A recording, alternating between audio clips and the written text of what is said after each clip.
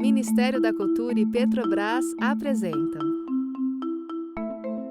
Oi, está começando a temporada de julho do 451 MHz, o podcast para quem lê até com os ouvidos. Eu sou o Paulo Werneck, editor da revista 451.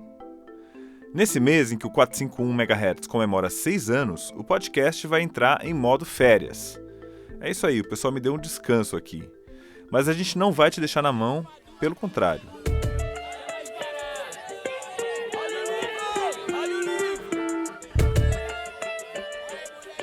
Enquanto a gente descansa por uns dias, a gente vai publicar uma temporada especial de 15 episódios com algumas das melhores mesas da Feira do Livro 2025, que aconteceu agora no mês de junho em São Paulo, lá na Praça Charles Miller, no Pacaembu. Ou seja, dia sim, dia não, vai ter um episódio novo do 451 MHz no ar. Eu já vou te falar um pouco mais sobre quem vai estar por aqui nesse próximo mês, mas antes eu preciso te avisar que esse episódio do 451 MHz é realizado com o apoio do Ministério da Cultura e tem apresentação exclusiva da Petrobras.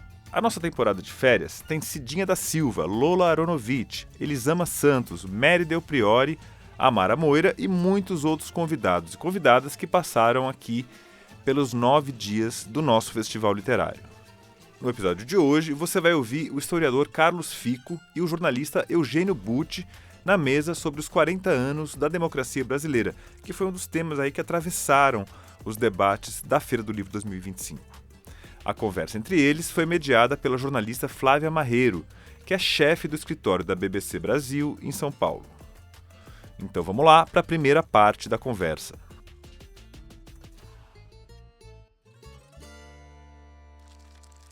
Eu estou especialmente feliz de falar não apenas de golpismo, mas falar dos 40 anos de democracia. Acho que é importante dar ênfase do que nós estamos comemorando e não só do que nós estamos defendendo. E conversar com os professores engrandecer o debate brasileiro. E são 2 pensadores da Universidade Pública Brasileira. Acho que isso também é importante de ressaltar. Nós falamos no final de uma semana histórica para o Brasil. A gente assistiu pela TV um ex-presidente e generais, um almirante, militares de alta patente respondendo a uma acusação grave, uma tentativa de ruptura da condição democrática brasileira. Agora, eu tenho ao meu lado o Eugênio Butti e o historiador Carlos Fico para a gente analisar esses 40 anos de democracia sem perder as lentes do passado e conectados com as angústias do futuro e as novas ameaças a essa nossa condição democrática. Carlos Fico é carioca do Rio de Janeiro, professor titular de História do Brasil na Universidade Federal do Rio de Janeiro, pesquisador, vencedor do Jabuti e uma voz fundamental no estudo da ditadura brasileira, que está lançando um livro que já nasce um clássico, chamado Utopia Autoritária Brasileira, como os militares ameaçam a democracia brasileira desde o nascimento da República até hoje. Do lado do professor Fico, nós temos Eugênio Butti, paulista de Orlândia, que fica a 250 quilômetros e 250 anos de São Paulo, como ele acabou de me dizer, jornalista e professor da Escola de Comunicação de Artes da Universidade de São Paulo, pesquisador, também ganhador do Jabuti. Com os seus ensaios, é um guia único para mirar o estado da democracia, o papel da imprensa e as ameaças que se avizinham. Butti lança aqui na feira 2 livros, A Razão Desumana e Que Não Se Repitam. E ele nos convida a pensar nos diferentes novos formatos de ameaça democrática. Vou começar a repetir mais uma vez que, nessa semana, a gente teve Bolsonaro no banco dos réus. Ao lado de generais e um almirante, ele respondeu por tentativa de golpe, após as eleições de 2022. Eu queria perguntar, os senhores professores veem esse momento com otimismo, porque é histórico, porque é inédito, ou com pessimismo, porque, depois de 40 anos de redemocratização, ainda estamos aqui? Professor Fico, o senhor pode começar, por favor. Bom estar nesse astral aqui da Feira do Livro, que eu nunca tinha vindo e gostei muito de cara. Me lembra as atividades que a gente fazia quando estudantes, em espaços abertos e convidativos, assim, é um prazer. Respondendo à sua pergunta, me parece que esse interrogatório, né, que foi feito na semana passada tem aspectos positivos e negativos. O julgamento de oficiais generais é totalmente inédito. Nunca houve, na história do Brasil, nenhum militar golpista que tenha sido julgado, né, nem punido devidamente. Sempre houve anistia, sempre e nunca, são palavras muito fortes, né? Mas não estão aqui em sentido literal, realmente isso nunca aconteceu. Então, esse ineditismo tem servido, inclusive, de alerta para as próprias Forças Armadas. Acho que o impacto principal tem sido no interior das Forças Armadas, como se fosse a sociedade a dizer, bom, agora chega, né? Entretanto, eu não sei se eu sou muito otimista no sentido de considerar que esse julgamento seja capaz de impedir futuro ativismo militar de perfil golpista, porque, como eu tento mostrar nesse livro, isso tem origens estruturais muito grandes e muito fortes, né?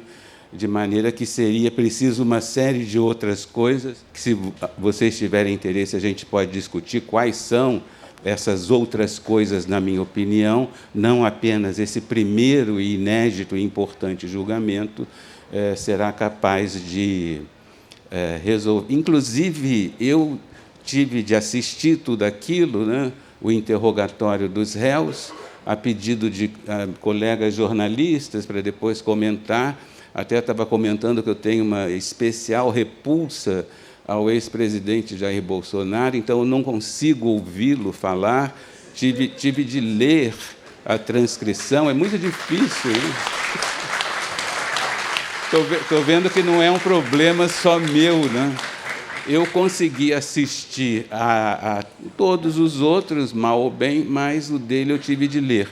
E só para destacar um aspecto, me pareceu muito negativo que houvesse, como sempre houve na história do Brasil, uma espécie de visão de que nós somos despreparados, aquela superioridade que eu chamei, uma superioridade galhofeira, né? Então, vocês não estão entendendo nada, estão falando em golpe, mas não foi isso, e muitas piadas. Isso que alguns colegas analistas entenderam como estratégia da defesa, me pareceu apenas a repetição desse traço marcante dos militares golpistas brasileiros, que frequentemente nos veem como despreparados, e, por isso, essa superioridade até debochada, né, com piadas. Aquele depoimento do almirante Garnier foi praticamente um escárnio, né? Então, eu sou muito pessimista nesse sentido, porque eu acho que a solução do problema do intervencionismo vai demorar ainda algum tempo. Professor Butti. Obrigado, Flávia. Obrigado, Carlos Fico. É uma honra estar ao lado de vocês dois. Eu quero agradecer a presença de cada um que vem até aqui, me prestigiam e me enchem de responsabilidade. Sobre os nossos 40 anos de democracia, a gente precisa se lembrar que é um feito inédito. Desde a República, nós não temos um período tão grande sem uma ruptura. Tivemos as tentativas, mas não tivemos a ruptura. Nós devíamos refletir e aprender um pouco com isso. E entender o que nós teremos que mudar para que esses 40 anos virem 80 anos. Eu quero, nesse ponto, lembrar alguns ensinamentos muito importantes que estão no livro do Carlos Fico, esse novo agora, Utopia Autoritária Brasileira.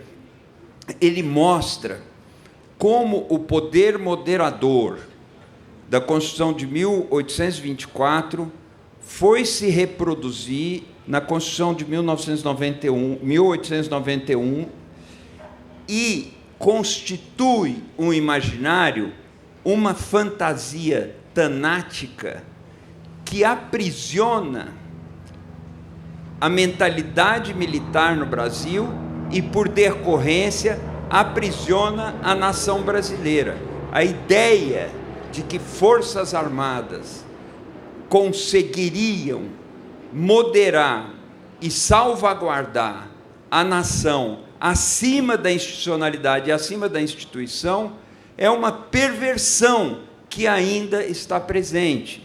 E o livro do historiador Carlos Fico mostra isso com precisão. Ele afirma que todas as constituições foram violadas por atos militares no Brasil.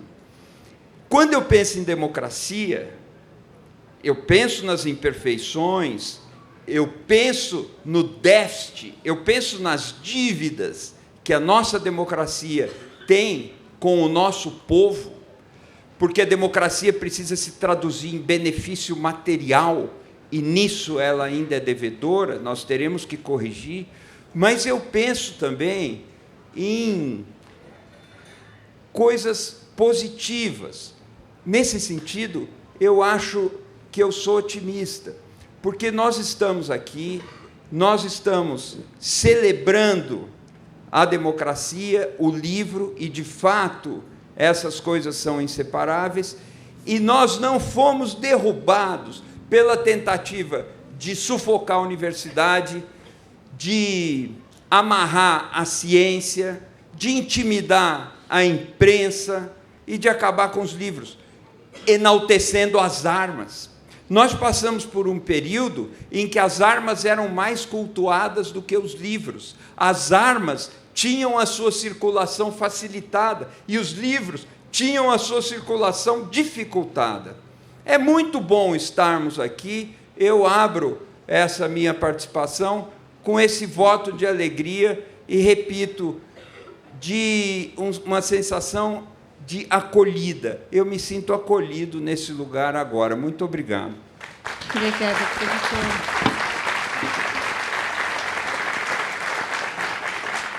Compartilhe do seu voto de alegria, como o professor Fico também falou, é uma vibe muito legal a feira.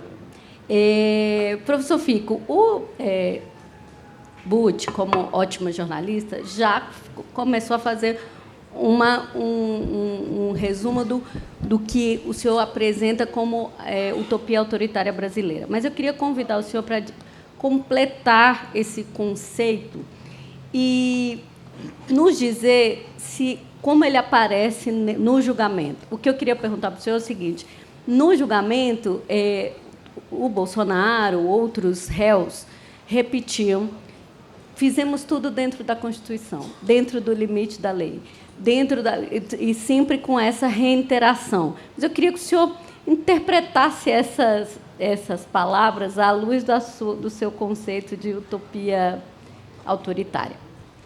Pois não. Eu queria antes assinalar uma coisa em relação ao tema geral, que são esses 40 anos, né, de democracia, com um dado muito importante, que, no entanto, nem os 40 anos de democracia foram celebrados devidamente. Né? Todo mundo sabe, isso decorre da eleição do primeiro presidente civil, que foi Tancredo Neves, que não tomou posse, mas, enfim, assinalou o fim da ditadura militar. Mas tampouco foi lembrado um outro aspecto muito importante de maio de 1985, e que guarda uma relação curiosa com uma feira de livros, que foi a emenda constitucional de número 25, de maio de 1985, porque havia necessidade de regulamentar a eleição que haveria naquele ano de 85 para prefeitos. E nessa regulamentação, aprovada por essa emenda, em maio, pelo Congresso Nacional, se inseriu o direito de voto para os analfabetos. Desde o fim do Império, em 1881, com a Lei Saraiva, que foi escrita pelo Rui Barbosa, havia essa proibição. Os analfabetos, ou seja, a grande maioria naquela época do eleitorado brasileiro, era proibida de votar, e houve várias tentativas ao longo da história da República para a incorporação como cidadãos desse percentual, dessa parte da população que não tem acesso e não tem ainda acesso. Então, nós estamos celebrando não apenas o fim da ditadura, mas a criação de uma verdadeira democracia de massas, que finalmente, depois de anos e anos e anos, como eu falei, desde 1881, eram excluídos do processo. E, para responder essa questão, o que eu chamo de utopia autoritária brasileira, eu não vou incomodar vocês com uma longa digressão sobre isso. Aliás, esse livro eu tentei fazer para o público não especializado, não é um livro acadêmico, e muito menos quero ser eu acadêmico aqui nesse momento. Então, basicamente, essa visão que o Eugênio mencionou, de que os militares têm o autoentendimento de que têm o direito de intervir na política e na sociedade, em função de uma determinação constitucional que é a garantia dos poderes constitucionais. A passagem mencionada da Constituição do Império de 1824 tem essa equivalência. Essa interpretação é equivocada? É equivocada. Essa interpretação já foi contestada por nós, pelo Supremo Tribunal Federal, pela Câmara dos Deputados, já foi. Mas os militares até hoje continuam com essa interpretação.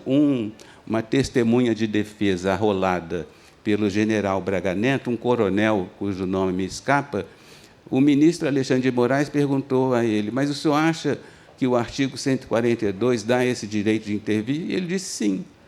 Então, agora, em pleno século XX, depois do golpismo, durante o julgamento, eles ainda insistem nisso.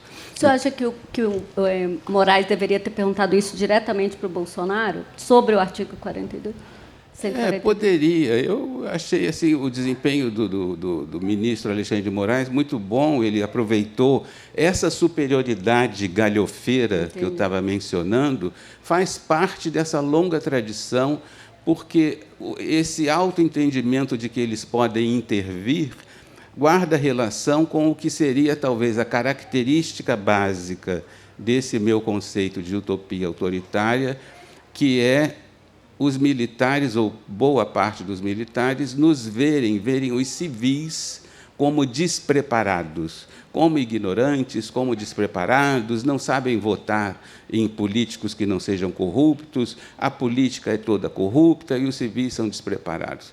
Então, esse tipo de visão tão negativa, tão elitista, que, evidentemente, não é apenas exclusiva dos militares, como mostra a proibição de voto aos analfabetos por tantas décadas, é o que caracteriza isso que eu chamo de utopia autoritária. E claramente se manifestou por essa atitude de desprezo, né? Muita gente achou que era uma estratégia de defesa, mas na verdade, como eu já falei, esse traço marcante, né? Eu não quero monopolizar, mas se houver depois mais questões, a gente pode. A gente fala. Eu queria comentar essa lembrança que o senhor fez da emenda de 85 para o voto dos analfabetos, que, quando eu vinha para cá, eu estava pensando que falta uma data para a gente comemorar a democracia, que a Revolução dos Cravos é um dia bonito, que as pessoas saem às ruas em Portugal para relembrar a volta da democracia. E a gente, às vezes, lembra mais do aniversário do golpe do que da volta da democracia, que nos falta um marco, né? Qual é o dia que a gente vai comemorar essa conquista, né? Poderia ser, essa sua data me pareceu uma data, porque a eleição do Tancredo teve esses meandros, não foi exatamente como todo mundo queria. Falta ou o dia da Constituição, a promulgação da Constituição. Estava eu pensando que data a gente poderia ter como esse. Eu achei essa sua sugestão muito bonita. Eu acho... Posso falar? Claro. Eu acho muito bonita. E eu acho que muitas outras pessoas, nós temos uma data para celebrar a democracia brasileira. Essa data é o dia 25 de outubro. Dia 25 de outubro de 1975, morria assassinado em São Paulo Vladimir Herzog. Bonito. E que foi professor na minha escola, na ECA, e foi diretor de jornalismo na Fundação Padre Anchieta, a qual eu sirvo como conselheiro por 2 vezes. Estou na minha 2ª encarnação na Fundação Padre Anchieta. E este ano, agora, o Instituto Vladimir Herzog, do qual eu também participo, conduz a organização do 25 de outubro, na Catedral da Sé, onde, em 1975, foi realizado o ato em repúdio e de proteção da memória, em repúdio ao assassinato e de proteção da memória de Vladimir Herzog. Eu acho que Ivo Herzog está aqui e está liderando esse ato que nós teremos no dia 25 de outubro na Catedral da Sé. Ivo Herzog está na plateia, pessoal. Lá está Ivo Herzog. Obrigada. Esse é o dia da democracia. Esse precisa ser o dia da democracia no Brasil. E acho ótima a lembrança de Carlos Fico. Eu fico muito ferido, machucado, quando eu me lembro das coisas que estão acontecendo. Esse livro aqui, Que Não Se Repita, o nome do livro é Que Não Se Repita, a quase morte da democracia brasileira.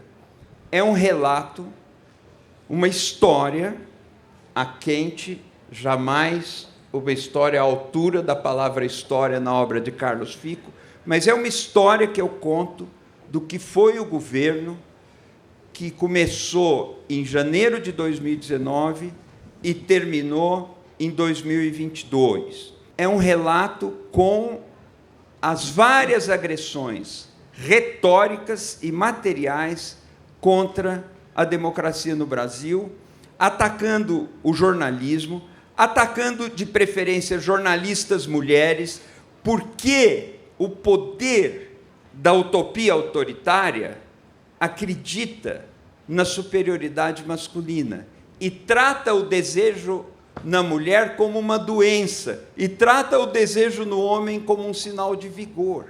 Por isso, os ataques contra as mulheres são tão recorrentes nessa síndrome autoritária que andou rondando o nosso país e um pouco hoje está no banco dos réus. Essa síndrome fez esse tipo de ataque contra jornalistas mulheres, atacou a universidade, atacou a ciência, atacou a justiça, quis enxovalhar e destruir a respeitabilidade das urnas eletrônicas, fez de tudo. Nesse livro eu conto que o que nós tivemos entre 2019 e 2022 foi um golpe em gerúndio. Ele foi tentado todos os dias, e nós não estamos livres disso ainda. Esse livro é muito especial para mim, porque ele é lançado pela editora Seja Breve, liderada por Cadão Volpato, Bernardo Agenberg, 2 grandes escritores e meus camaradas naquele tempo em que nós fazíamos movimento estudantil.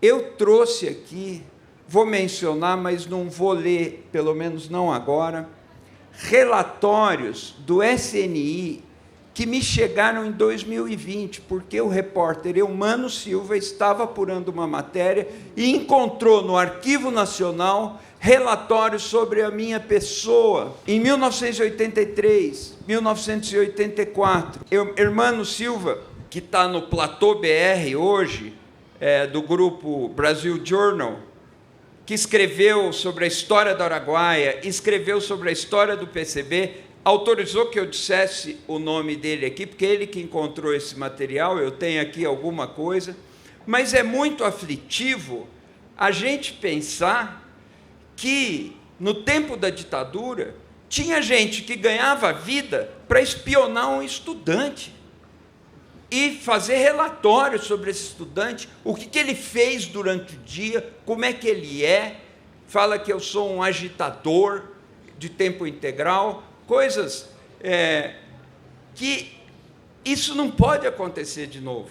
E nós passamos muito perto disso.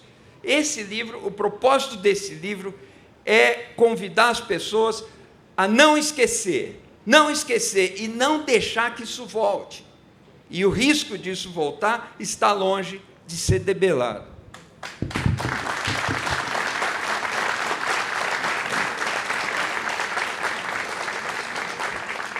Professor Eugênio, eu ia justamente lhe perguntar sobre o conceito de golpe em gerúndio, em câmera lenta, como o senhor acabou de falar, mas a sua fala me leva a uma próxima pergunta para vocês dois, que tem a ver com os 2 livros, 3 livros que estão em lançamento na feira. O pano de fundo do julgamento é também as eleições do ano que vem.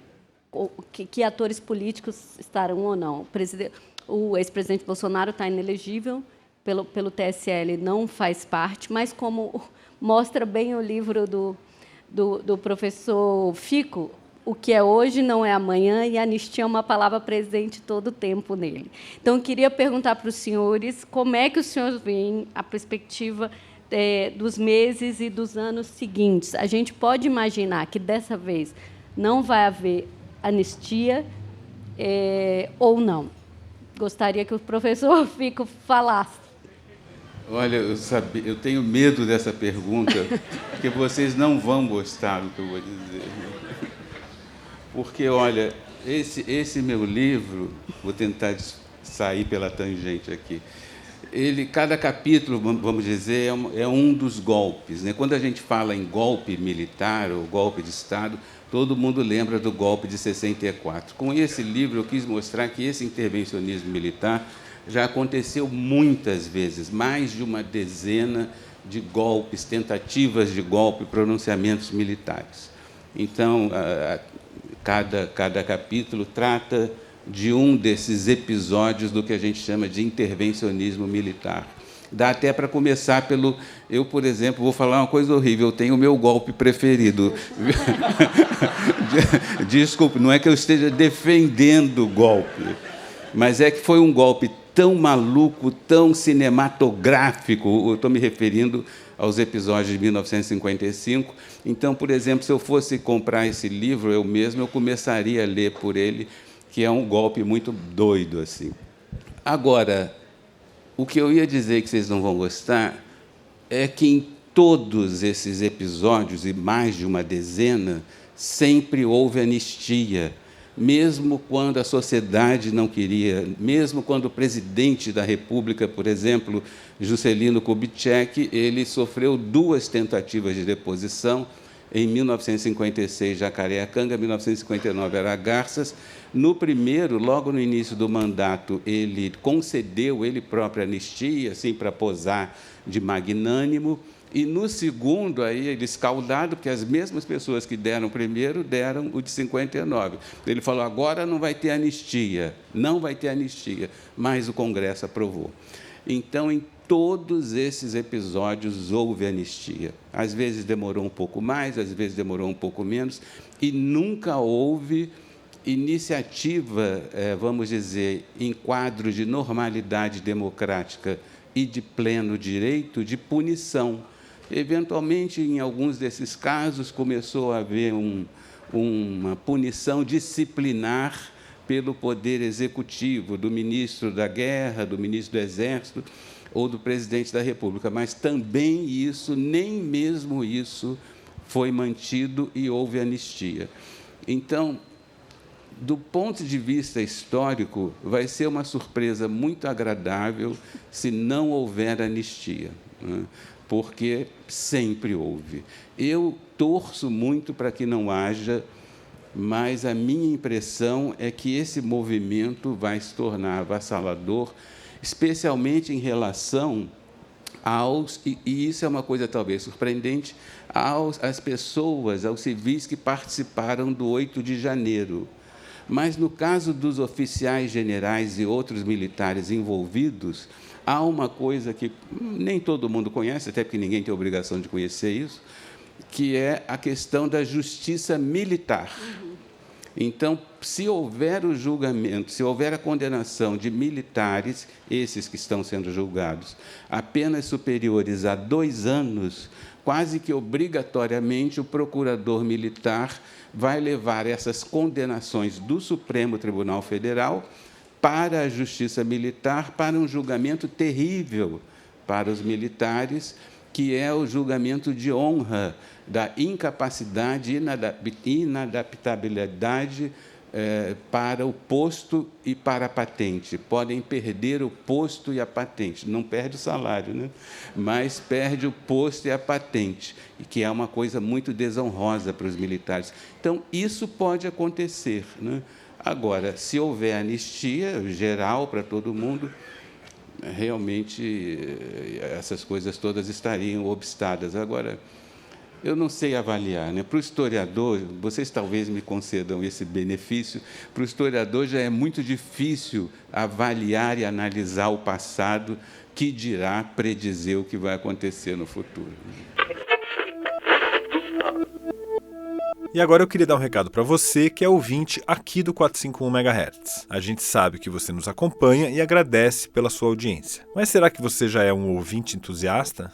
Com uma pequena contribuição mensal, você apoia financeiramente a realização do podcast e ainda tem o seu nome lido no programa como forma de agradecimento. Além disso, você recebe uma assinatura digital da 451 e com ela tem acesso completo a tudo que a gente já publicou sobre o mundo dos livros no nosso site e também nas nossas newsletters, e também a vários outros conteúdos que a gente produz para quem ama livros. E se você virar um ouvinte entusiasta, você também ganha acesso ao nosso clube de benefícios, que dá direito a descontos de até 40% nas melhores editoras brasileiras. Então eu te convido a ir lá no 451.com.br e fazer a sua assinatura. E aproveita para explorar o nosso site, que traz tudo sobre os últimos lançamentos nas livrarias, os debates relevantes na sociedade e foi realizado com o apoio financeiro dos nossos leitores. Eu queria também te contar que todos os episódios do 451 MHz têm uma página de repertório lá no nosso site. Então, se você quiser saber mais sobre essa entrevista, os melhores momentos da conversa e outras milongas mais, é só entrar lá na seção de podcasts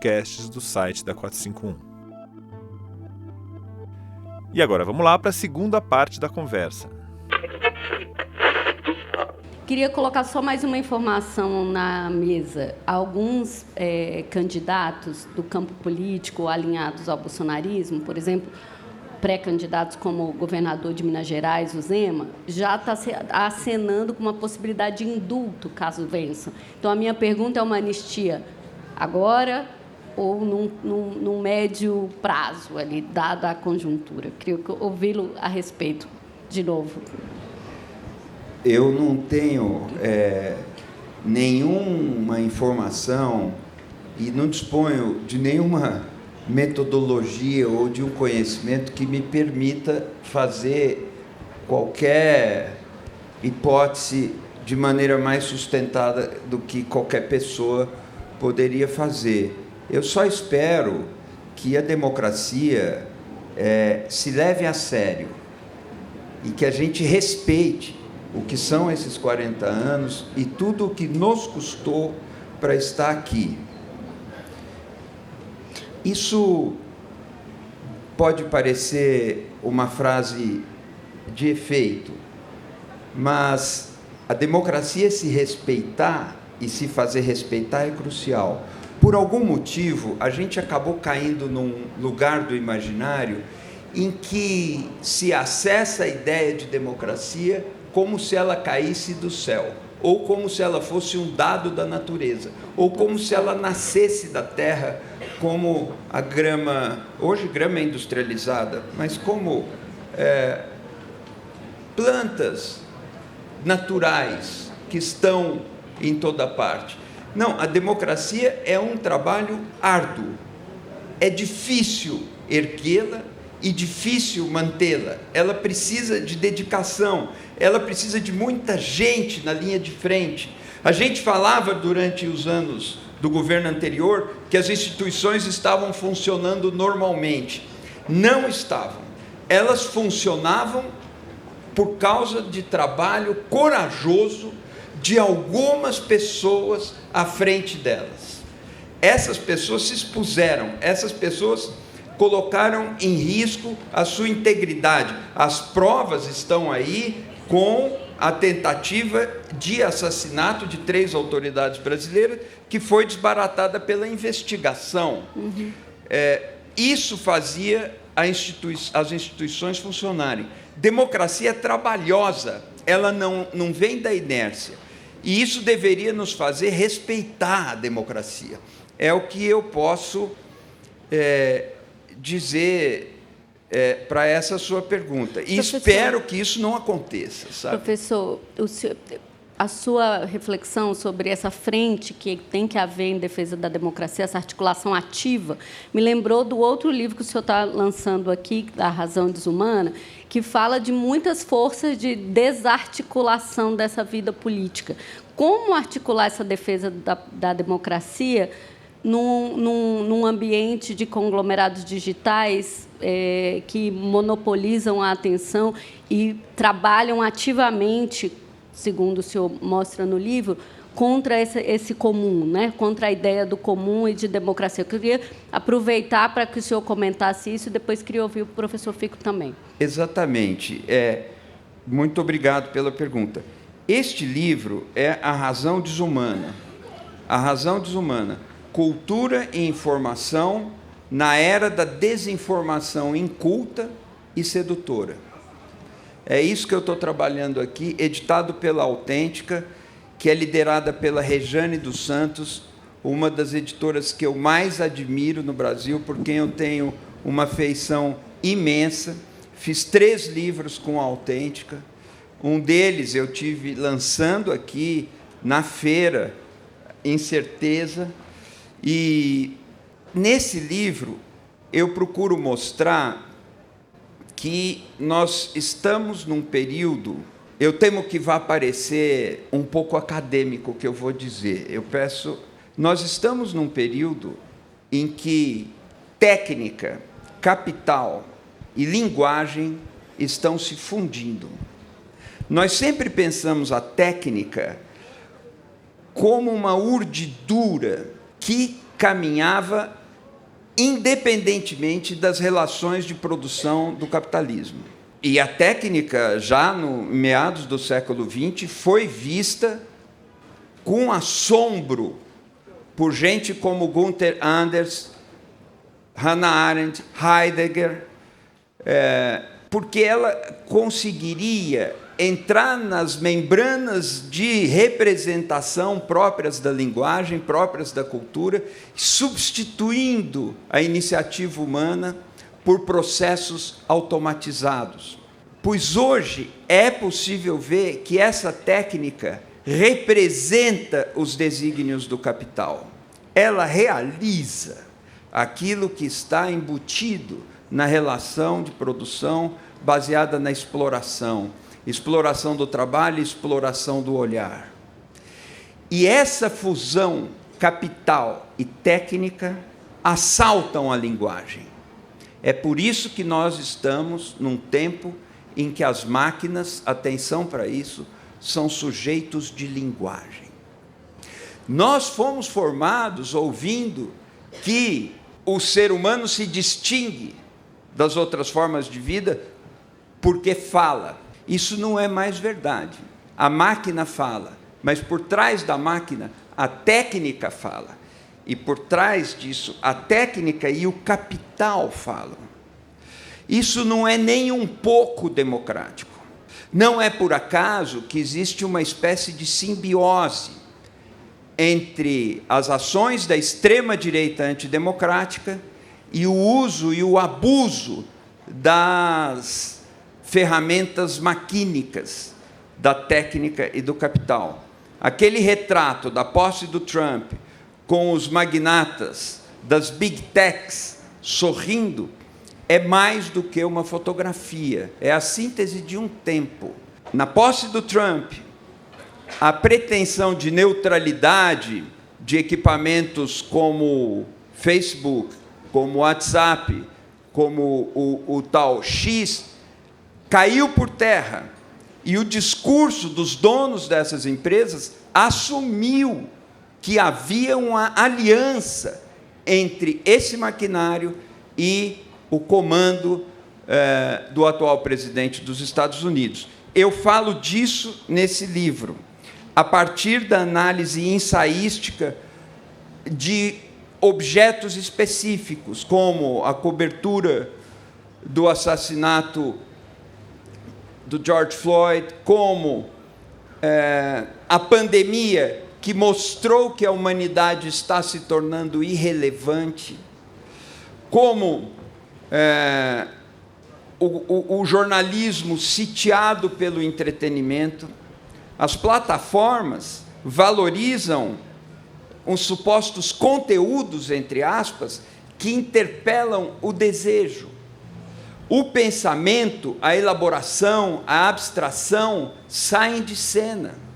E se isso acontece, a gramática da política democrática fica adoecida, para dizer o mínimo, quando não inviabilizada. É esse tipo de coisa que eu estou tentando discutir no Razão Desumana, e não queria ter sido acadêmico, mas foi a minha maneira de explicar.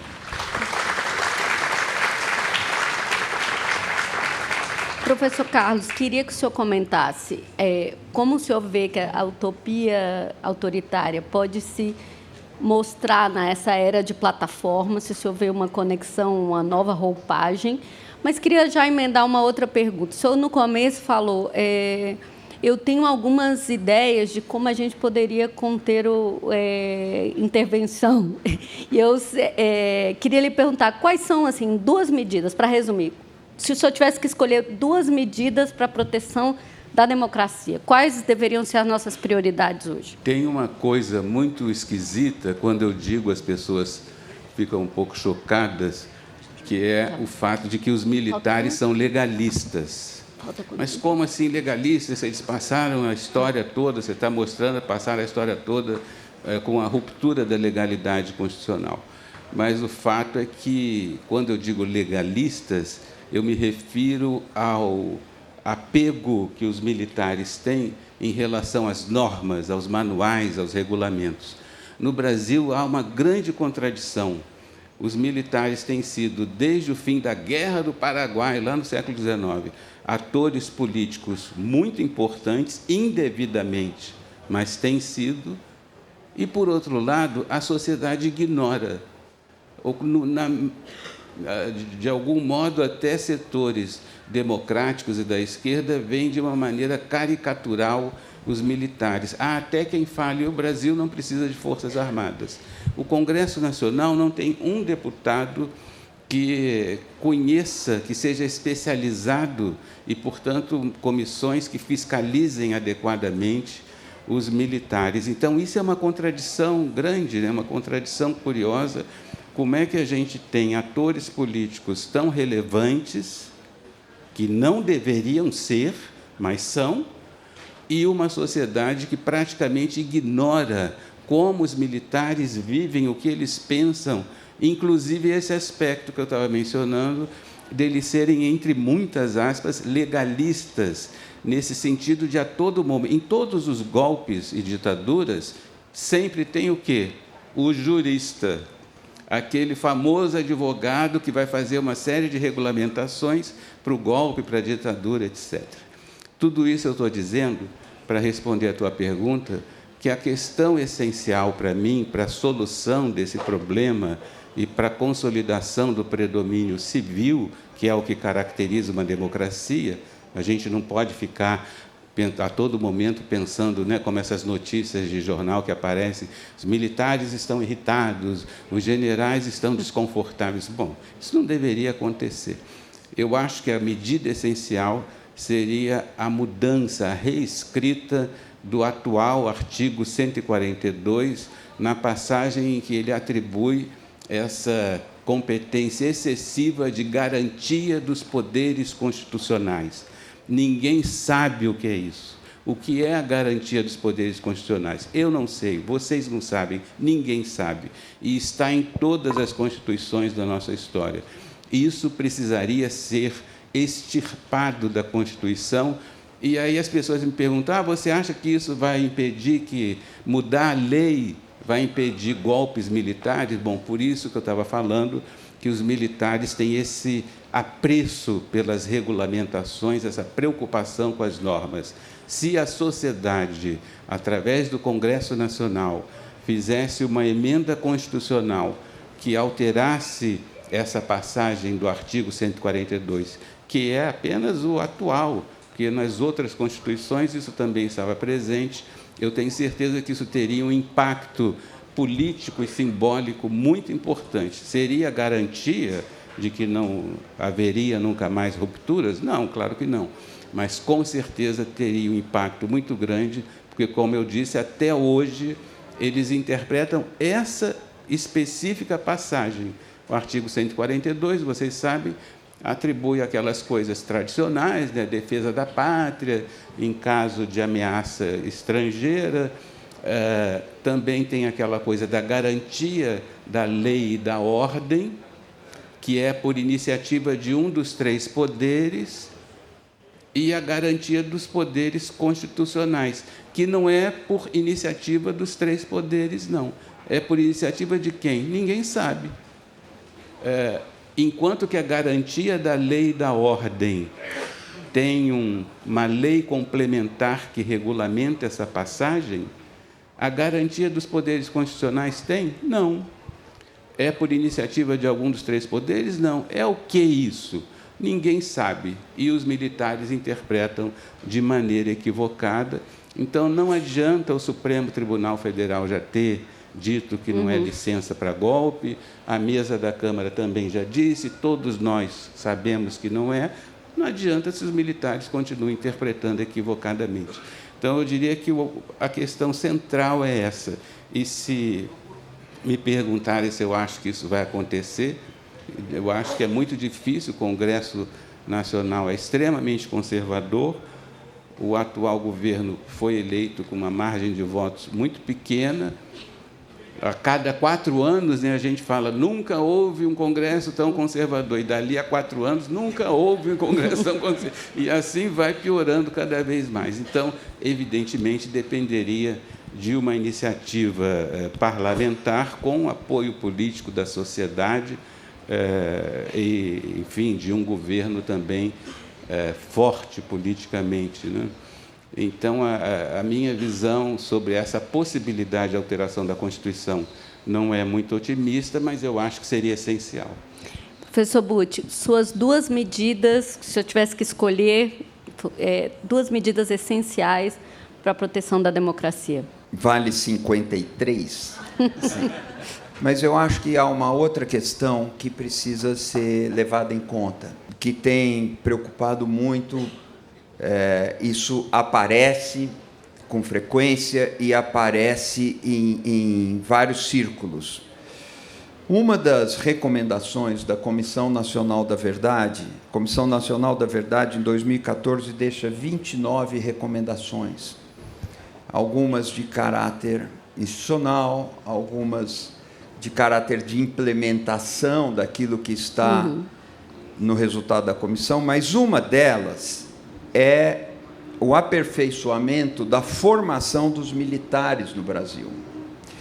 Nós precisamos entender que um adolescente, quando vai para um processo de formação dentro do ambiente militar, ele aprende o golpe como forma de virtude e como demonstração de coragem. É parte da aura ou da notoriedade que ele pode almejar. É uma canalização para os sonhos de grandeza que um adolescente, que um jovem podem ter. Essa formação, e eu digo isso com o maior respeito, ela precisa ser repensada, ela precisa ser redimensionada. A formação dos militares e a formação das polícias, especialmente das polícias militares. Eu já fui fazer palestra sobre direitos humanos num grande quartel no Rio de Janeiro, a convite de um comandante lúcido e atento, e esse seminário foi organizado pelo filósofo brasileiro Adalto Novaes. E enquanto eu falava para os oficiais, do lado de fora da janela, no pátio, a tropa fazia exercícios e gritava ou cantava palavras animando a marcha acelerada, e essas palavras falavam em matar o inimigo. É um sintoma muito preocupante que a polícia militar fale em matar inimigo. A polícia militar não tem inimigo. A polícia trabalha dentro de um país, trabalha numa sociedade, não para combater inimigos, para proteger cidadão. Ela não tem ninguém que ela deva matar. A construção desse tipo de imaginário, no entanto, é um problema grave. Para nós termos uma democracia sólida, que cresça, que acolha, que seja um ambiente de inspiração, de segurança, de progresso, sem dúvida nenhuma, será necessário que a gente, como sociedade, reexamine essa matéria. A formação dos militares não é um assunto dos militares, é um assunto da sociedade. É a sociedade que tem interesse nisso e que tem direito legítimo de esperar outro tipo de conduta, outro tipo de mentalidade. Então, eu fico nessas duas sugestões. Uma é a reformulação do 142 e a outra é repensar com o maior respeito pelo caminho mais inclusivo a formação dos jovens militares no Brasil. Muito obrigada, professor. O senhor mencionou o artigo 142, o senhor mencionou a questão do currículo militar. E eu, então, queria falar do atual governo. O governo Lula está fazendo o suficiente para defender a democracia? Depois do 8 de janeiro, houve segundo a maioria dos analistas, uma certa acomodação com o poder militar, né? Não houve nenhuma investigação adentro, ou mudança, inclusive, no GSI, ou encampar uma mudança do artigo 142, como algumas vozes do PT quiseram, ou qualquer iniciativa de examinar o currículo militar. O governo Lula está fazendo o suficiente para defender a democracia? Olha, me perguntaram muito isso, né? O início do governo Lula em relação aos militares foi muito negativo.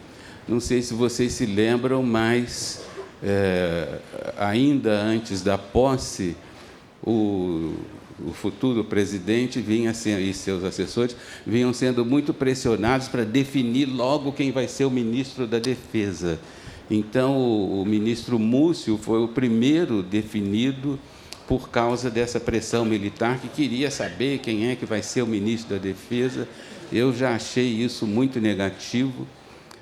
Não só pelo perfil conciliador do ministro Múcio, mas também por ele ter o presidente eleito, né, o atual presidente Lula, ter se submetido a essa pressão. E pior ainda foi o fato dos comandos militares terem sido transferidos antes da posse, né, sob a alegação, por exemplo, de que o comandante fulano de tal, o almirante fulano de tal, não queria prestar continência ao presidente Lula, né? Então, a passagem de comando foi feita antes da posse, ainda durante o governo Bolsonaro.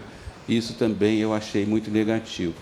Agora, há que se convir o seguinte, teria possibilidade o presidente Lula de fazer, eu não sou vinculado a nenhum partido, nem faço defesa nem ataque do atual presidente, mas teria oportunidade e condições o atual presidente de fazer diferente?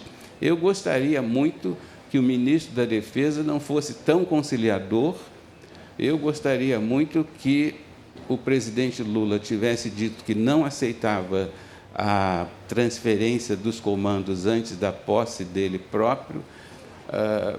E, evidentemente, eu gostaria muito que o atual governo encampasse a proposta de alguns parlamentares do PT de mudança do artigo 142. Então, isso tudo, para mim, parece negativo. Agora, há que se compreender que não é um governo politicamente muito forte, em função da maneira como foi eleito com pequena margem de votos, né? Nós quase tivemos a reeleição do ex-presidente Bolsonaro, sem falar no perfil extremamente conservador do Congresso Nacional e também da animosidade generalizada que há entre empresários, na imprensa, né? A animosidade contra o governo do atual presidente. Então, as condições são muito negativas, né, para um enfrentamento mais direto, que, no entanto, é tão necessário. Já houve momentos, nesses últimos 40 anos, em que as condições eram melhores, né? Mas nenhum dos presidentes civis eleitos depois da ditadura militar foi capaz de enfrentar isso. E eu até frequentemente me pergunto, será esse um problema geracional, né? Será que as pessoas com um pouco mais de idade do que eu tenho 66 anos, será que as pessoas com um pouco mais de idade, que enfrentaram mais diretamente e se opuseram ao regime militar, têm dificuldades de ver os militares como simples funcionários públicos armados que recebem essas armas da sociedade e, portanto, usar esse poderio contra a sociedade é um crime muito grave. Então, qualquer presidente da República deveria se impor de qualquer maneira contra esse tipo de ativismo militar. Infelizmente, isso não aconteceu. As razões a gente pode especular e, no momento atual, certamente, isso se deve a essa fragilidade política e ao perfil conservador do Congresso. Professor Butti. Eu não vejo, no atual governo, uma violação de princípios fundamentais. Do ponto em que a gente observa a cena da gestão do Estado brasileiro, a gente consegue ver quando surgem iniciativas que violam direitos fundamentais, que atentam contra a normalidade democrática, que cerceiam a liberdade dos cidadãos, da sociedade civil, de organizações. Isso eu não identifico no atual governo. E isso tem uma importância crucial, porque nós temos um governo com muitas dificuldades que navega nas águas da normalidade institucional. Isto posto, eu tenho minhas preocupações com a agenda ambiental no Brasil. É uma questão de difícil equacionamento, porque existem as pressões conhecidas do Poder Legislativo, do Parlamento. Nós temos medidas, eu não vou detalhar, mas medidas muito preocupantes, aprovadas agora no Senado, e tem sido difícil a ação do Palácio do Planalto para melhorar ou minimizar os danos do que pode vir por aí. Eu tenho uma preocupação com acesso à informação no Brasil. Eu poderia fazer referência à gestão da comunicação pública, que é uma área com a qual eu tenho alguma familiaridade, e sistemas legítimos, democráticos, testados e consagrados em várias democracias da Europa, mesmo nos Estados Unidos. Nós poderíamos ter mais isso aqui, mais ação na comunicação pública para blindar um pouco o estrago descomunal promovido pelas plataformas antissociais, como já dizia Márcia Tiburi, antissociais, como já dizia meu amigo Cacalo Kifuri há vários anos, plataformas antissociais. E isso também é um campo em que eu gostaria de ver um desempenho um pouco melhor do governo Lula. Haveria outros, a lista é grande, mas, fundamentalmente, é preciso reconhecer que esse governo, com as suas limitações, com as suas dificuldades, com os cerceamentos que ele sofre, não tem um único escorregão na direção de desrespeitar direitos, de atentar contra a Constituição e de sabotar o curso da normalidade institucional. Isso tem um enorme peso e eu dou muito valor para isso.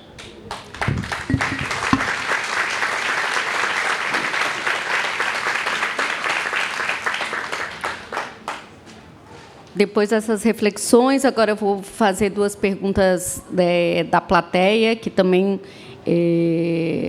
felizmente para mim, comentam um pouco a última pergunta que eu queria fazer sobre com que se come democracia. Democracia se come com o quê? Como fazer as pessoas na vida comum se importarem com um conceito que parece, às vezes, abstrato para as pessoas no dia a dia, como é a democracia. Mas vou aqui nas perguntas. Primeiro, do professor Wellington Furtado Ramos, que é da Federal do Mato Grosso do Sul.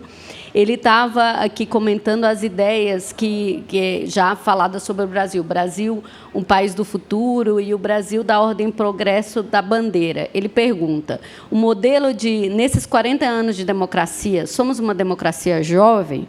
O modelo de democracia liberal nos serve no contexto latino-americano e pós-colonial? Ainda serve esse contexto? Eu queria que o professor Fico começasse. Olha, pelo menos esse, né? Porque, se nós pensarmos bem, o Brasil só viveu uma democracia nessas 2 fases, 45 a 64 e de 85 para cá.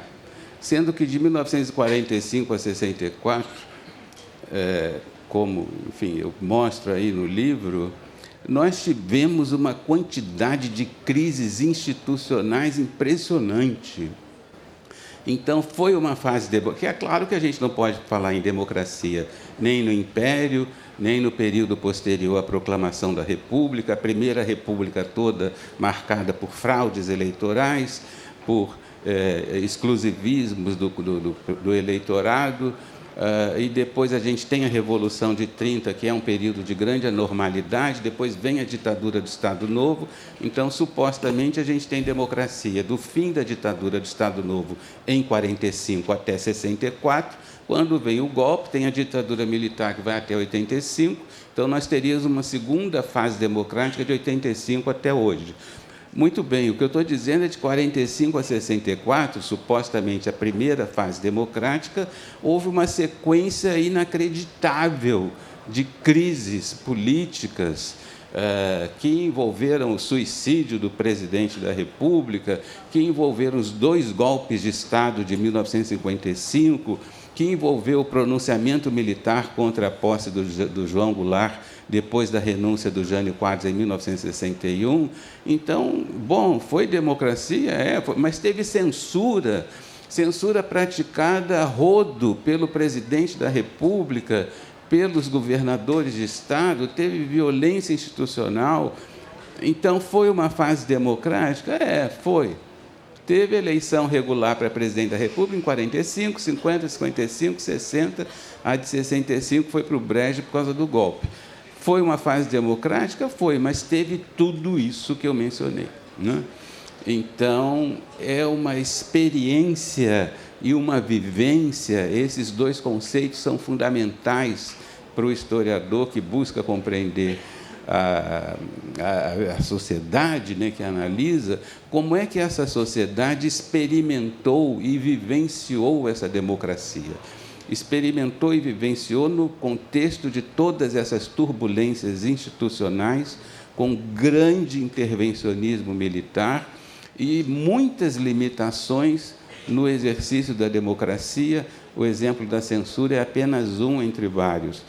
E agora, na fase mais contemporânea, posterior ao fim da ditadura militar, felizmente a gente tem uma democracia de massas, como eu mencionei, graças à inclusão dos analfabetos, mas também nós tivemos muitas turbulências, né? 2 processos de impeachment, o 3º e o 4º processos de impeachment que a gente tem na história do Brasil. Os 2 primeiros foram em 55, com o Exército rodeando o Congresso Nacional, em 55, e esses 2 impeachments de Collor e Dilma, e agora esse ativismo militar golpista redivivo da fase de Bolsonaro. Então, a gente pode falar em democracia, com certeza podemos, do ponto de vista institucional, do ponto de vista liberal, e pelo menos dessa a gente pode falar, né? Eu gostaria muito que a gente radicalizasse a democracia do ponto de vista econômico, como o Eugênio mencionou, de algum modo. Acho que amanhã eu vou ter ocasião de falar sobre isso, mas pelo menos uma democracia, vamos dizer, formal, liberal, já é uma grande conquista. E aquilo que Eugênio mencionava sobre o quanto a democracia é trabalhosa, eu concordo muito com isso, e isso se expressa na experimentação e na vivência, né? É preciso que a sociedade brasileira continue experimentando e vivenciando a democracia sem interrupção. E o governo Bolsonaro foi uma interrupção. Foi uma interrupção porque foi o primeiro presidente da República, depois da ditadura militar, a criticar os direitos humanos. Nem mesmo um governo conservador ou de direita, como o de Fernando Collor, ou um governo tutelado pelos militares, como o de José Sarney, teve a ousadia de criticar os direitos humanos. Portanto, foi uma interrupção disso que nós podemos chamar de uma pedagogia democrática. Ao contrário de uma utopia autoritária, o governo Bolsonaro interrompeu essa pedagogia democrática. Com isso eu quero dizer, essa experimentação, essa vivência da sociedade brasileira com a democracia, que é uma experiência e uma vivência, infelizmente, muito breve do ponto de vista histórico. 40 anos não são nada. Então, a gente ainda está, como sociedade, aprendendo muito.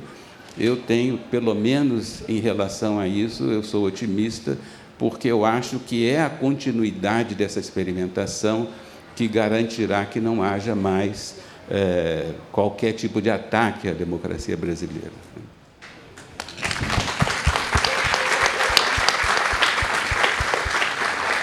Professor Butti, para retomar a pergunta, sim, o conceito de democracia liberal ainda nos serve? Não, é claro que nos serve, sim, mas eu queria apenas fazer um pequeno acréscimo ao que o Carlos Fico respondeu tão bem.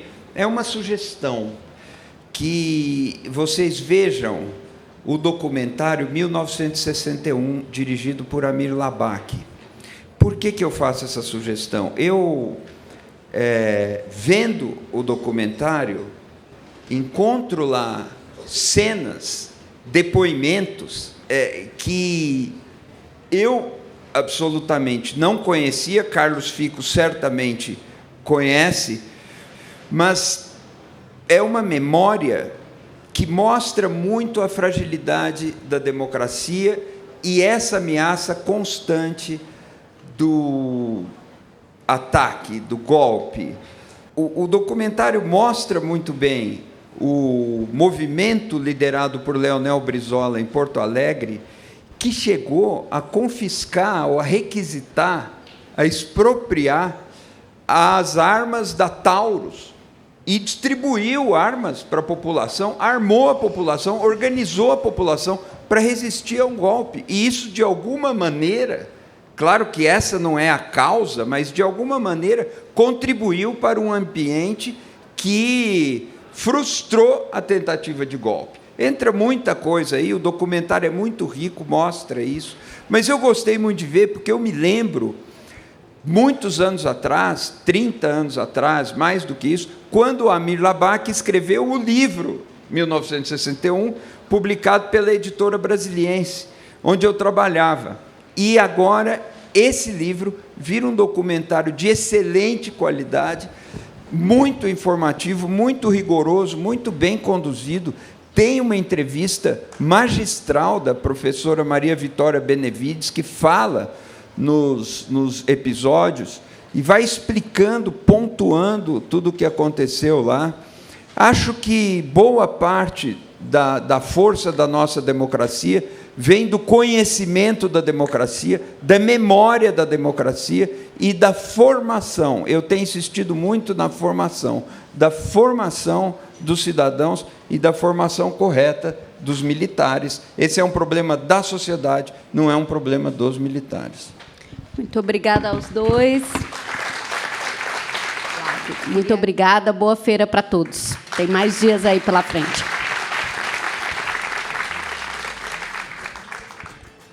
E antes de dar tchau, eu queria agradecer aos nossos ouvintes entusiastas que colaboram financeiramente para a realização do podcast. Então, muito obrigado a Alexandre Vidal Porto, Ana Carla Dias Braga, Ana Maria Pedrosa Sá Freire de Souza, Bruno Felipe Simões Costa, Bruno Schultz, Cristiane Gonçalves dos Reis, Daniela Falcone, Eliane Marta Teixeira Lopes, Elisa von Handel, Flávio Francisco de Moraes, Getsemane Silva, Gustavo Senechal, Irene de Almeida Biasoli, Jaime Mendes, Kellen Gutierrez, Lorena Grise, Lucimar Carvalho, Luísa Franco, Marcos Apóstolo, Maria de Lourdes Maciel Silva Silva, Márcia Cristina Fraguas, Mário Rico Fernandes, Matheus Cacique Moraes, Murilo Carvalho, Patrícia Rodrigues Sanches, Paula Fontana Fonseca, Priscila Valverde de Oliveira Vitorino, Ramon Limeira Cavalcante de Arruda, Regina Gomes Sodré, Richardson Thomas Silva Moraes, Rodrigo Bittar, Samuel Valim Bolonha, Thiago Barreto, Valéria Midena, Valessa Lopes Baldin, Vladimir Mucuri Cardoso. É isso aí, chegamos ao final deste episódio do 451 MHz. O 451 MHz é uma produção da Associação 451 e eu sou o Paulo Werneck.